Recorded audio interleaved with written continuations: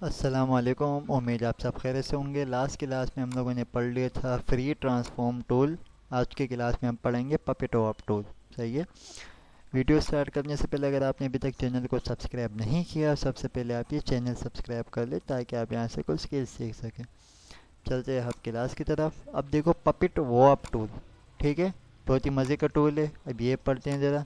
सबसे पहले आपने कोई आइकन डाउनलोड कर देने नेट से। सही, यहाँ पर आप लिख दो मेन आइकन डाउनलोड। कोई भी इमेज आप ले आओ, सही है, वो इशू नहीं है।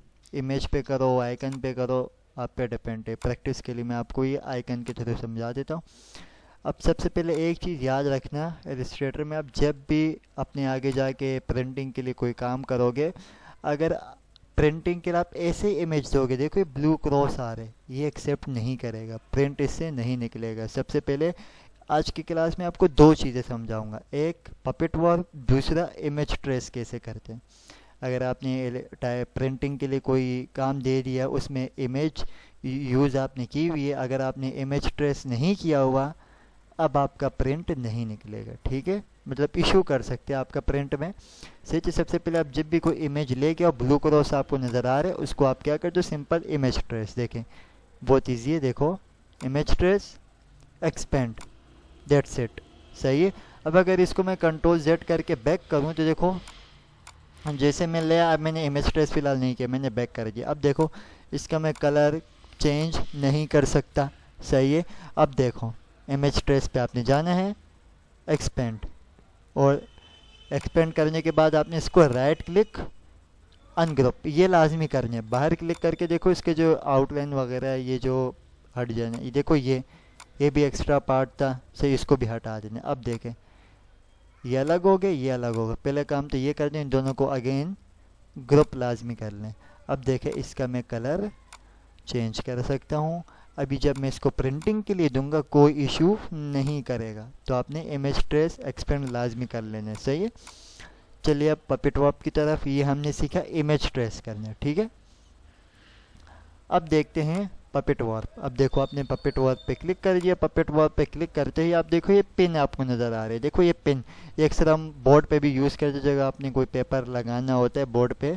सही है। तो देखो ये, अब इसका क्या मकसद है, इसका ये मकसद है, इसके थ्रू मैं इसी एरिया को मूव कर सकता हूँ। देखो अब मुझे देखो मैंने इसके हैंड पे क्लिक किया, देखो एक पिन यहाँ तो लग गया, लेकिन देखो मैं इसको हाथ का मूव कर रहा हूँ, इसके ये देखो ये पूरी बॉडी मूव हो रही है, पूरी बॉडी शेक हो रही है।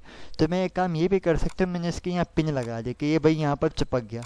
अब देखो मैंने यहाँ पिन लगा दी, इसकी बॉडी मूव नहीं हो रही है, लेकिन क्या, अब इसके देखो शोल्डर भी मूव हो रहा है। ठीक है, तो मैं क्या कर सकती हूँ, इसके शोल्डर पे भी एक पिन लगा दी मैंने। अब देखिए इसके शोल्डर भी मूव नहीं हो रहा, देखो। तो ये पिन अब अब मैंने इसके हैंड को यहाँ मूव कर, देखो इसका शोल्डर ये वाला एरिया भी मूव कर रहा है, लेकिन मैं चाह रहा हूँ शोल्डर मूव ना करे। शोल्डर पे पिन लगा दो, ये वहाँ अटक जाएगा। देखो ये देखो। अच्छा, इसका लेग्स को मैं ऐसे कर देता हूँ। सही है, मैं एक पिन यहाँ लगा के इसको थोड़ा सा ऐसे कर देता हूँ। इसको मैं ये बंदा जो स्टाइल से खड़ा हुआ है, सही है, ये ऐसे कर दिए। सही है। ये और कहाँ पर मैं देखो इसको मैं इसको ऐसे कर लेता हूँ थोड़ा स्टाइल से। ये एक पिन यहाँ लगा दी, ये ठीक है, ये ओके। और इसको मैंने देखो ये बस। सही है। अब आप क्या कर सकते हो, रेडी हो गया। अब मैं काम कर सकता हूँ, अब मैंने यहाँ से ये शेप बिल्डर लेके, सही है, और मैं काम और भी कर सकती हूँ। इसको मैंने ये सही है, मतलब इसको मैंने ज्वाइन किया। अभी तक तो हमने ये पढ़ा खैर नहीं है। सही है, ये मैं आगे जाके आपको समझाऊंगी ये क्या चीज़ है। सही है। देखो अब अगर मैंने इसकी अगर स्ट्रोक अगर बढ़ानी हुई, देखो ये पहले आइकन आपका कैसे था, देखो मैं बिफोर और आफ्टर आपको बता देता हूँ।